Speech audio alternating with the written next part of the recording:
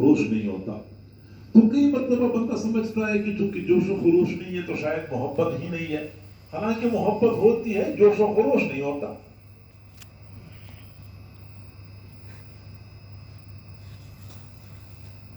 ماں کو اپنے بیٹے سے محبت ہوتی ہے، اتنی جذباتی محبت کہ چومتی ہے، چاٹتی ہے، اٹھاتی ہے، اس کا پخانہ صاف کرتی ہے، سب کچھ کرتی ہے.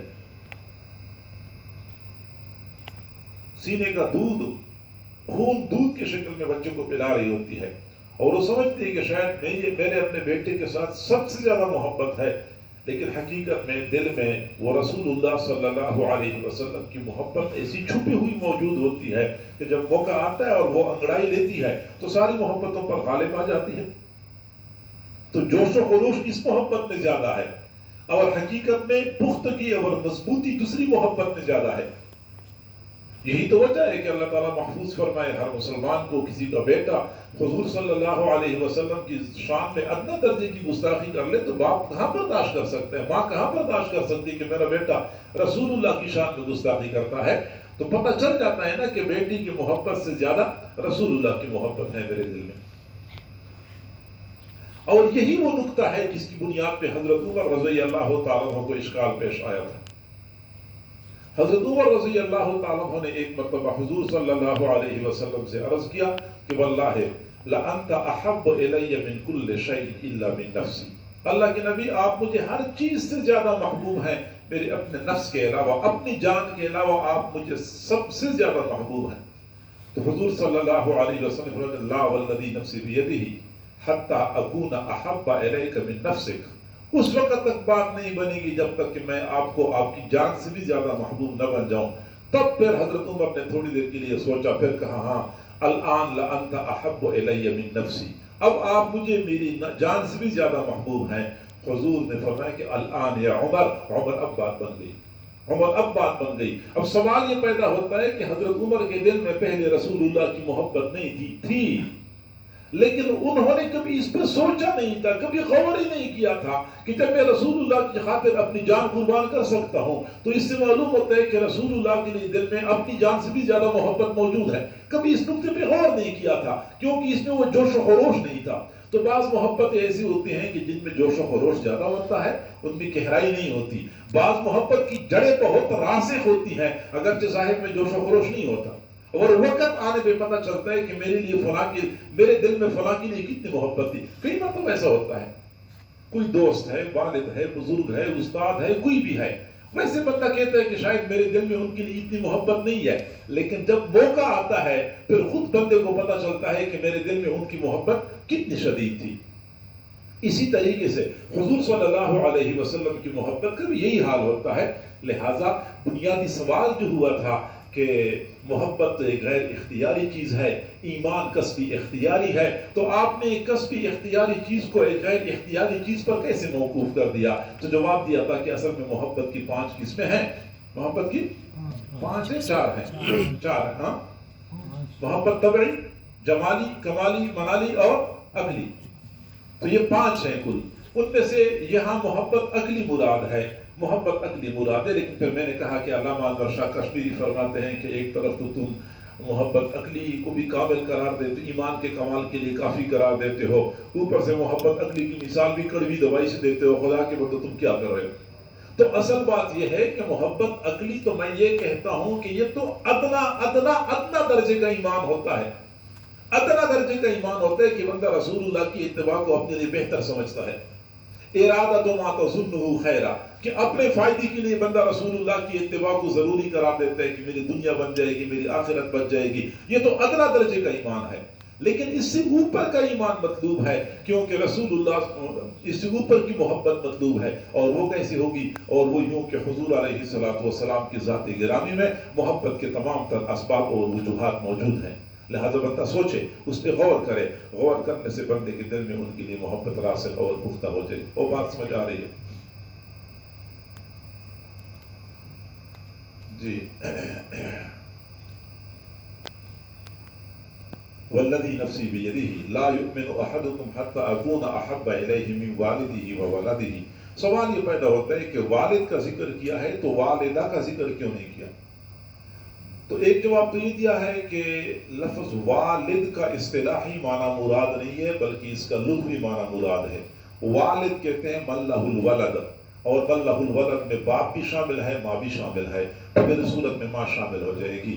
یا پھر اگلا جواب یہ ہے کہ یہ حدیث اس میں اختصار ہے، اگلی حدیث میں کمال ہے، اس میں یہ ہے کہ من والدہ و ولدہ والناس اجمعین، ان میں والناس اجمعین سارے کے سارے آ چکے ہیں۔ تو من والدہ والد کا ذکر ہے، والدہ کا ذکر نہیں ہے، تو جواب دیا کہ اگلی حدیث میں حدیث کامل ہے، اس میں پھر والناس اجمعین ہے۔ پھر سوال ہوتا ہے کہ اپنی جان کا ذکر نہیں ہے، حالانکہ اپنی جان سے بھی زیادہ محبت ہونی چاہیے، تو جواب یہ ہے کہ اگلی حدیث میں والناس اجمعین نے مسئلہ حل کر دیا ہے۔ وبه قال حدثنا يعقوب بن إبراهيم قال حدثنا ابن علية عن عبد العزيز بن صهيب عن أنس رضي الله تعالى عنه وعنهم عن النبي صلى الله عليه وسلم وحدثنا آدم بن أبي إياس قال حدثنا شعبة عن قتادة عن أنس رضي الله تعالى عنه وعنهم قال قال رسول الله صلى الله عليه وسلم لا يؤمن أحدكم حتى أكون أحب إليه من والده وولده والناس أجمعين۔ حضرت انس بن مالک کے حالات تو آپ لوگوں نے پڑھ لیے تھے نا؟ نہیں پڑھے تھے؟ جی ہاں، اس حدیث نے پھر اس پچھلے حدیث کے اندر جو کمی رہ گئی تھی اس کو پورا کر دیا۔ وبه قال باب حلاوت الایمان، ایمان کی حلاوت کے بارے میں باب ہے، ایمان کی حلاوت کے بارے میں باب ہے۔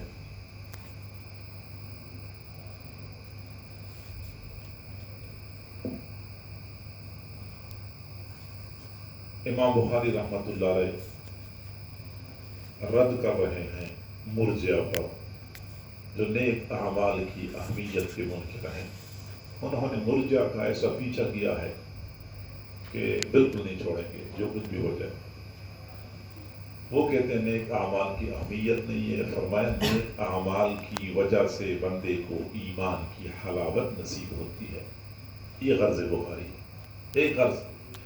دوسرا غرض یہ ہے، امام بخاری رحمۃ اللہ علیہ پڑھنے والوں کو سمجھا رہے ہیں، عامت المسلمین کو سمجھا رہے ہیں کہ اللہ کے بندو ایمان ایمان تم کرتے ہو، ایمان میں ایک خاص مٹھاس ہوتی ہے، ایک خاص حلاوت ہوتی ہے، اس حلاوت کو حاصل کرنے کی کوشش کریں۔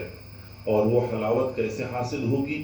آگے حدیث میں اس کے لیے 3 امور بتائے گئے ہیں۔ تو ایک تو وہ مرجع پہ رد کر رہے ہیں، دوسرا یہ کہ وہ عامت المسلمین کو سمجھا رہے ہیں، پڑھنے والوں کو سمجھا رہے ہیں کہ کچھ امور کا اہتمام کریں گے تو آپ کو ایمان کی حلاوت نصیب ہو جائے گی۔ باب و حلاوت الایمان، ایمان کی حلاوت کے بارے میں باب ہے۔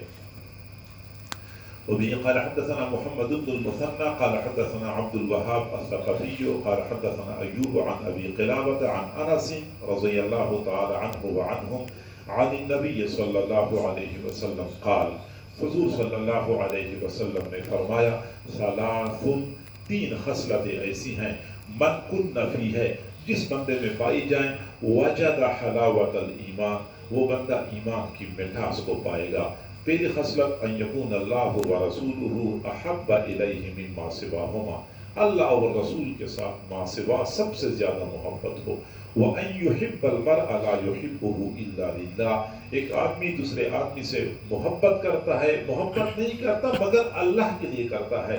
وَأَن يَكْرَهَ أَن يَعُودَ فِي الْكُفْرِ كَمَا يَكْرَهُ أَن يُقْذَفَ فِي النَّارِ، اور وہ بندہ کفر میں لوٹنے کو ایسا ناپسند کرتا ہے جس طرح کے آگ میں ڈالے جانے کو ناپسند کرتا ہے۔ یہ تو حدیث کا ترجمہ ہو گیا۔ اب ذرا آئیں نا تفصیل کی طرف۔ ثلاث من کن فی ہے، 3 خصلتیں جس بندے میں پائی جائیں۔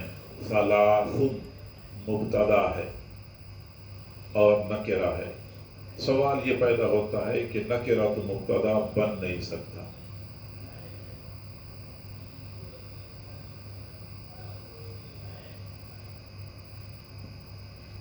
تو جواب دیا جاتا ہے کہ ثلاث اصل میں مضاف ہے جس کا مضاف الیہ محذوف ہے، ثلاث خصال،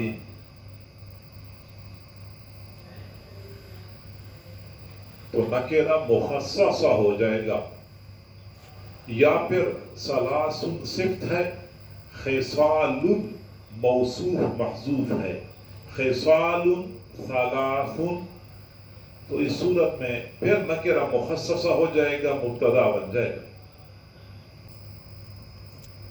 اور یا پھر ہم تیسرا جواب یہ دیتے ہیں کہ نکرہ بھی مبتدا بن سکتا ہے. کافیہ کی شرح میں علامہ رضی نے لکھا ہے اذا وجدت الفائدة فأخبر عن أي نكرة شئت لأن الغرض من الكلام إفادة المخاطب فإذا حصلت جاز الحكم سواء تخصص المحكوم عليه بشيء أم لا. علامہ رضی نے کافیہ کی شرح میں لکھا ہے کہ جب مخاطب کو فائدہ ہو رہا ہو تو نکرہ کو بھی مبتدا بنا سکتے ہیں. یہ پوری اس گفتگو کا خلاصہ بن گیا. تو یہاں بھی مخاطب کو فائدہ ہو رہا ہے تو نکرہ کو مبتدا بنا دیا. من کن فی ہے، جس بندے میں یہ تین خصلتیں ہوں گی، وجد حلاوت الایمان، وہ ایمان کی حلاوت اور مٹھاس کو محسوس کر لے گا. ایمان کی حلاوت کیا چیز ہے؟ مشایخ صوفیاء فرماتے ہیں کہ حسی حلاوت مراد ہے. حسی حلاوت، جس طرح کی گڑ میٹھا ہوتا ہے، چینی میٹھی ہوتی ہے، آپ منہ میں ڈالیں تو کچھ اس وقت تو مٹھاس محسوس ہوتی ہے، کچھ دیر بعد تک بھی مٹھاس محسوس ہوتے رہتی ہے. یہ وہی حسی حلاوت مراد ہے. جبکہ محدثین فرماتے ہیں کہ معنوی حلاوت مراد ہے، حسی حلاوت مراد نہیں ہے. تاہم اگر دیکھا جائے کہ جب کسی کلام کو حقیقی معنی پر محمول کر سکتے کیا جا سکتا ہے تو پھر مجاز کی طرف جانے کی کیا ضرورت ہے؟ اس کو ہم حقیقی معنی پر محمول کر سکتے ہیں کہ حسی حلاوت مراد ہے. اللہ کا نام لے تو منہ ایسا میٹھا ہو جاتا ہے جیسا کہ گڑ میٹھا ہوتا ہے. یہ حسی حلاوت ہے. بات سمجھ آ رہی ہے؟ پہلے زمانے میں تو کسی کے ذہن میں یہ اشکال نہیں آ سکتا تھا، نہ کسی نے صوفیاء سے اشکال کیا ہوگا، پوچھا ہوگا. لیکن آج کے زمانے میں یہ اشکال پیدا ہو سکتا ہے کہ اگر حسی حلاوت ہے تو پھر شوگر کے مریضوں کے لیے نقصان دہ ہوگی. وہ تو اللہ کا نام لیں گے تو شوگر خود بخود بڑھے گی، کیونکہ حسی حلاوت ہے، گڑ کی طرح مٹھاس ہے اس کے اندر. بات سمجھ نہیں آ رہی؟ تو جواب دیتے ہیں کہ آج کل تو شوگر کے مریضوں کے لیے اپنی حلاوت بنائی گئی ہے کہ بندہ کھاتا رہے، میٹھا کھائے، پرواہ نہیں ہے، کوئی شوگر نہیں بڑھتی. سمجھ آ رہی ہے؟ تو شاید یہ اس درجے کی حلاوت ہو. لیکن اگر آپ دیکھیں نا اس کے دلیل کے اعتبار سے تو صوفیاء کی بات صحیح ہے. وجہ یہ ہے کہ ایک حقیقی معنی مراد لے سکتے ہیں تو مجاز کی طرف کیوں جاتے ہیں؟ حقیقی معنی کیا ہے؟ حسی حلاوت، حسی مٹھاس، جیسے بندہ کھاتا ہے پیتا ہے میٹھا تو محسوس ہوتا ہے. اور اگر ہم مشاہدے کو دیکھیں تو پھر محدثین کی بات راجح لگتی ہے کہ معنوی طور پہ بندے کو سرور ملتا ہے، بندے کو لذت ملتی ہے نیک اعمال میں، ذکر میں، تلاوت میں، عبادت میں، تہجد میں، دعا میں، تضرع میں. بندے کو جو سرور ملتا ہے وہ یہ سرور سے تعبیر کر لیا حلاوت کے ساتھ. تو یہ معنوی حلاوت مراد ہے. تو چونکہ آج کل لوگوں کا ایمان اس درجے کا نہیں ہے کہ حسی طور پہ حلاوت محسوس کریں، اس لیے پھر محدثین کی بات راجح معلوم ہوتی ہے کہ یہاں معنوی حلاوت ٹھیک ہے. الاستلذاذ بالطاعات، طاعات میں بندے کو لذت ملے، نماز میں بندے کو مزہ آئے، یہ حلاوت مراد ہے. وجد حلاوت الایمان، پہلی خصلت ان یکون اللہ ورسولہ احب الیہ مما سواہما، کہ بندے کو اللہ اور رسول سب سے زیادہ محبوب ہوں، ما سوا سب سے زیادہ محبوب. سوال یہ پیدا ہوتا ہے کہ سوا ہوما ضمیر اللہ اور رسول دونوں کی طرف راجع کی گئی ہے، جبکہ اس طرح کرنا ناپسندیدہ ہے. اللہ کے ساتھ کسی کو ضمیر میں بھی اکٹھا کرنا ناپسندیدہ ہے.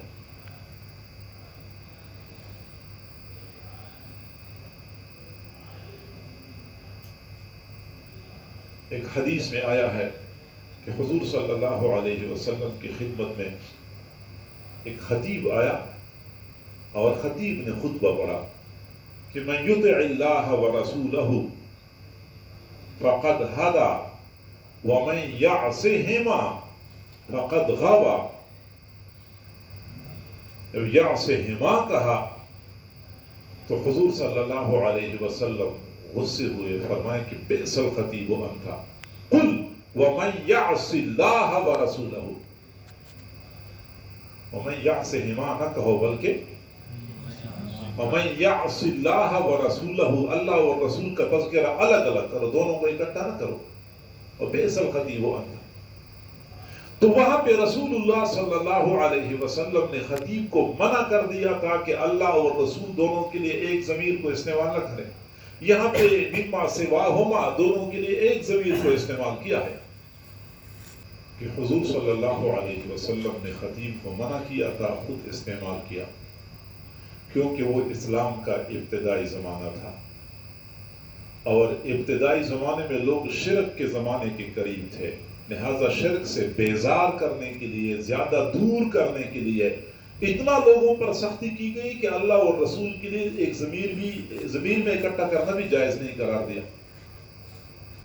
یا دوسرا جواب یہ ہے کہ وہاں جو خطیب کو منع کیا تھا وہ خلاف اولا کی بنیاد پہ، اور یہاں جو حضور نے خود استعمال کیا بیان جواز کے لیے، بیان، یا پھر اگلا جواب دیا جاتا ہے کہ وہاں جو خطیب نے بولا تھا وہ عصیان کے لیے بولا تھا، اور یہاں پہ محبت کے لیے بولا جا رہا ہے، تو عصیان میں دونوں کو جمع کرنے کی کوئی ضرورت نہیں ہے، کیونکہ ایک کی نافرمانی دوسری کی نافرمانی ہے، تو یعصہما کہنے کی ضرورت ہی نہیں ہے۔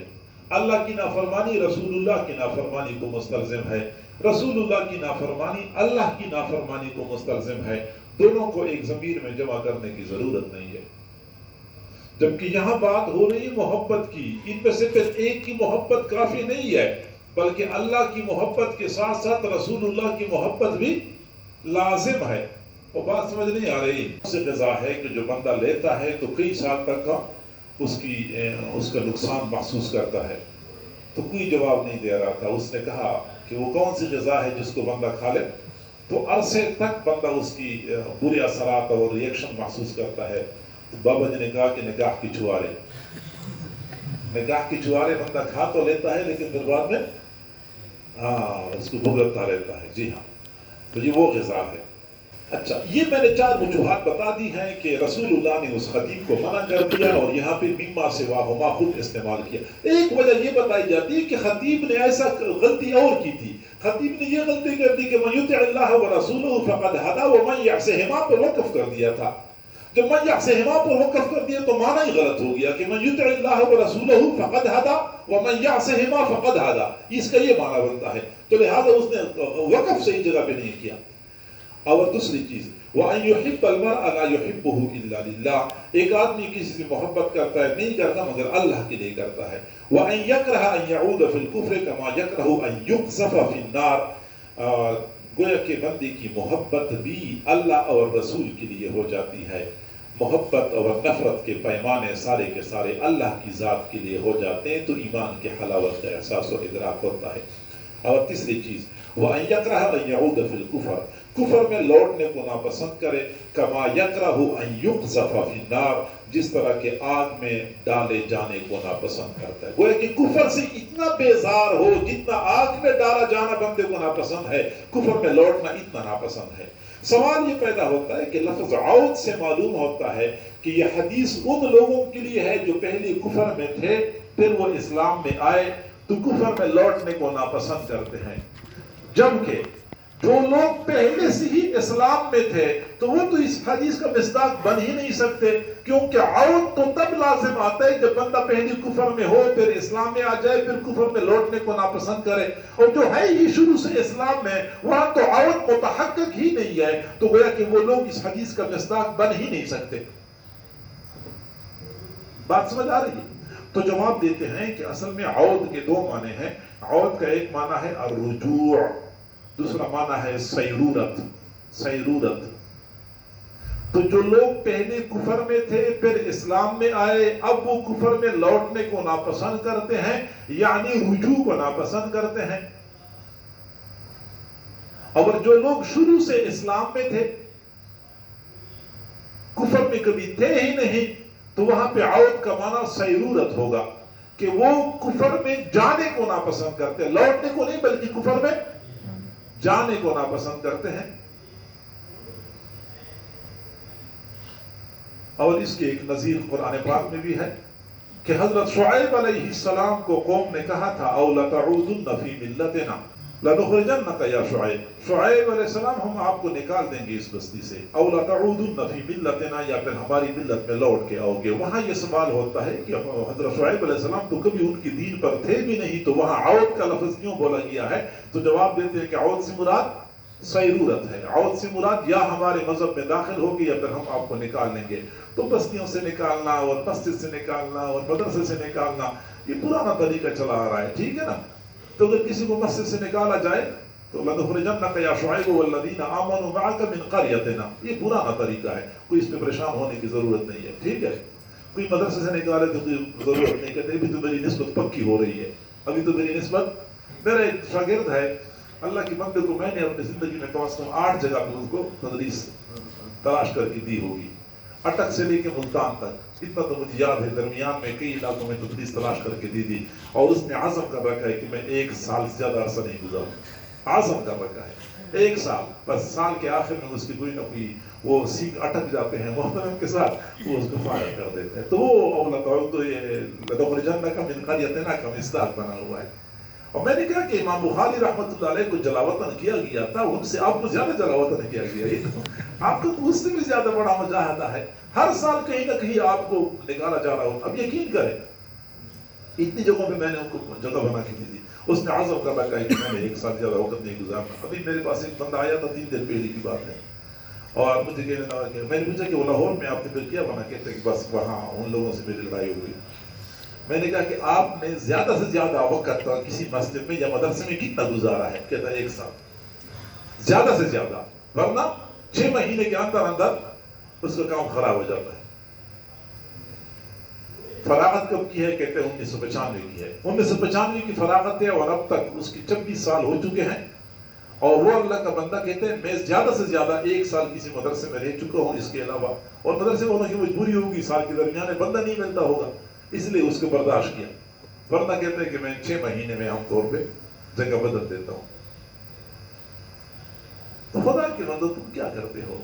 کیا پروگرام ہے تمہارا؟ جہاں جاتے ہیں وہاں انقلاب برپا کرنے کی کوشش کرتے ہیں, وہ ایک کک مار کے اس کو باہر نکالیں. حالات کو دیکھیں. اللہ کے بندو 1-2 سال میں تو بندہ صرف حالات کا جائزہ لیتا ہے کہ وقت کیسے گزارنا ہوتا ہے.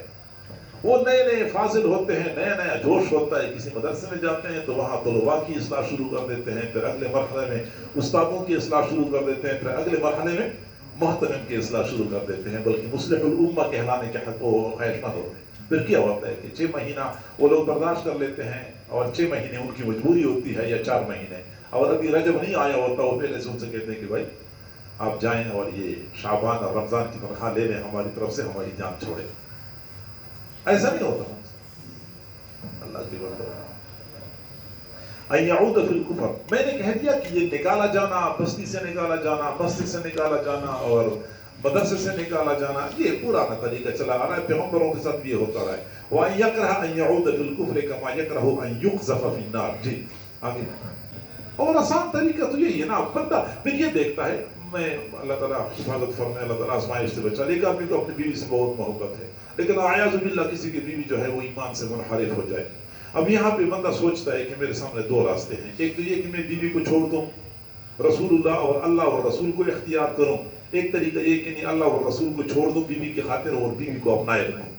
اب یہاں بندے کا امتحان ہوتا ہے. تو ظاہری بات ہے کہ کسی مسلمان کا دل یہ برداشت نہیں کرے گا کہ میں بیوی کو اختیار کر لوں اور اللہ اور رسول کو چھوڑ دوں. تو معلوم ہوتا ہے نا کہ بیوی کو چھوڑ سکتے ہیں, اللہ اور رسول کو نہیں چھوڑ سکتا.